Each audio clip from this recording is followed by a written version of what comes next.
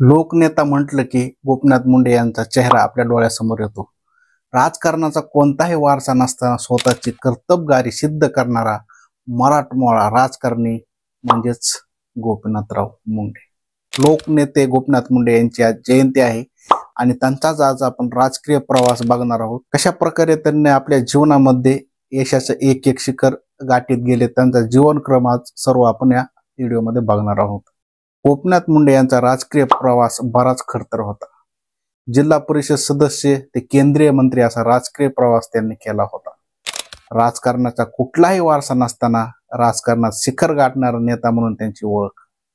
अखिल भारतीय विद्यार्थी परिषदेच्या माध्यमातून गोपीनाथ मुंडेंना राजकीय कारकिर्दीला सुरुवात केली. खेडोपाडी जात सर्वांना एकत्र करत भाजपची मोठ बांधण्याचे काम प्रमोद महाजन यांच्या सोबत मिळून गोपीनाथ मुंडे आणि प्रमोद महाजन यांनी केलेले आहे. त्यांच्या जयंतीनिमित्त आज राजकीय प्रवास पाहूया. गोपीनाथ पांडुरंग मुंडे यांचा जन्म 12 डिसेंबर 1949 रोजी बीड जिल्ह्यातील एक सामान्य शेतकरी कुटुंबात झाला होता. गोपीनाथ मुंडेंच्या घरची आर्थिक परिस्थिती बेताची होती. गावातल्या जिल्हा परिषदेच्या शाळेत गोपीनाथ मुंडे यांचे प्राथमिक शिक्षण झाले, तर बीडच्या अंबाजोगाई येथील महाविद्यालयात B.Com पर्यंतचे शिक्षण झाले. बीडच्या कॉलेजमध्ये विद्यार्थी संसदेच्या निवडणुका लढवल्या. पुढे नात्रे या गावचे ते सरपंच झाले आणि इथूनच त्यांच्या राजकीय कारकिर्दीला सुरुवात झाली. 1978 मध्ये अंबाजोगाई तालुक्यातील उजनी गटातून गोपीनाथ मुंडे यांनी पहिल्यांदा जिल्हा परिषदेच्या निवडणुका लढवल्या. या काळातच त्यांच्याकडे भाजपा युवा मोर्चा प्रदेश अध्यक्ष आणि त्यानंतर भाजपचे राष्ट्रीय उपाध्यक्ष पदही होते. 1985 मध्ये त्यांचा पराभव झाला. मात्र यानंतर 1990 ते 2009 मध्ये देखील रेणापूर विधानसभा मतदारसंघातून ते निवडून आले. रेणापूर विधानसभा मतदारसंघ 2009 साली विसर्जित करून याचा बहुतांश भाग परळी विधानसभा मतदारसंघात विलीन करण्यात आला. यानंतर 2009 मध्ये गोपीनाथ मुंडे बीड लोकसभा निवडणूक लढवत त्यांनी दिल्ली गाठली. यानंतर 2014 मध्ये पुन्हा ते खासदार म्हणून निवडून आले. गोपीनाथ मुंडे यांच्या राजकीय प्रवासाचा विचार केला तर 1990 ते 1995 हा त्यांच्या जीवनातील सर्वोत्तम काळ मानला जातो. याच कार्यकाळात त्यांच्याकडे राज्याचे विरोधी पक्ष नेतेपद होते. या कार्यकाळात त्यांनी शरद पवार यांच्या विरोधात आघाडी उघडली होती. गुन्हेगारी विषयावरून त्यांनी महाराष्ट्रभर रान पेटवले होते.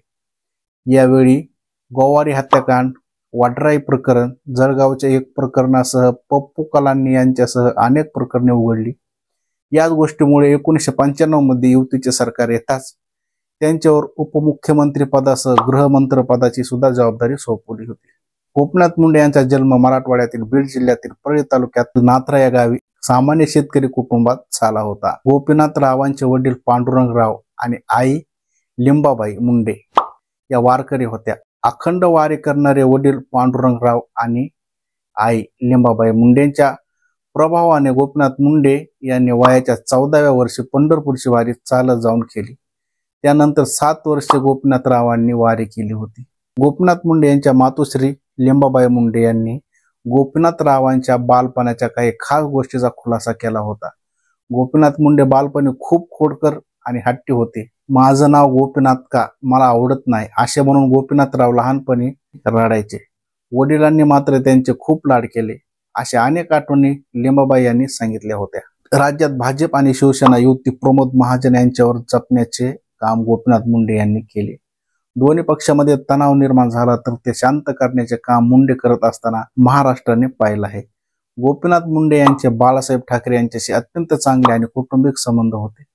ते बाळासाहेबांच्या कुठलाही शब्द ते पडू द्यायचे. मुंडे यांच्या याच स्वभावामुळे त्यांनी युतीसोबत रामदास आठवले, महादेव जानकर, राजू शेट्टी यांना सोबत घेऊन युतीची महायुती केली होती. देवेंद्र फडणवीसांनी राजकारणाचा प्रवेश केला आणि त्यांना प्रमोद महाजन आणि गोपीनाथ मुंडेंची मोठी साथ दिली. या दोन्ही नेत्यांनी त्यांचे विश्वास दाखवत कमी वयात आमदारकीचं तिकीट देण्यापासून ते पुढे राज्याच्या राजकारणाचं मोठं स्थान देण्यापर्यंत प्रयत्न केले. 2013 साली महाराष्ट्र भाजपमध्ये प्रदेश अध्यक्षपदासाठी जोरदार रस्सीखेच सुरू होती. यावेळी नितीन गडकरी आणि गोपीनाथ मुंडे यांचे 2 गट होते. दोघांनाही आपल्या गटाचा प्रदेश अध्यक्ष व्हावा असे वाटत होते. यासाठी दोन्ही नेत्यांनी प्रयत्न सुरू केले. गडकरी यांच्या गटाचा सुधीर मुनगंटीवार यांना, मुंडे गटांचा फडणवीस यांना पाठिंबा होता। यावेळी आक्रमकपणे भाजपची मांडणारे फडणवीस यांच्या पाठीशी मुंडेंनी आपली ताकद लावली आणि देवेंद्र फडणवीस हे भाजपचे प्रदेश अध्यक्ष झाले आणि त्यानंतर 2014 मध्ये ते महाराष्ट्राचे मुख्यमंत्री झाले। 2014 मध्ये त्यांना ग्रामविकास मंत्री केंद्राचं पद मिळालं होतं। ते आपल्या गावी येत असताना, आपल्या विमानाकडे जात असताना अर्ध्या तासाच्या अंतरावरच त्यांचं विमान होतं। त्याच वेळी त्यांचा घात झाला की अपघात याचा प्रश्न अजून सुद्धा उपस्थित केला जातो। मात्र तो घात किंवा अपघात झाला नसता तर आज ते आपल्या राज्याचे मुख्यमंत्री नक्कीच असते।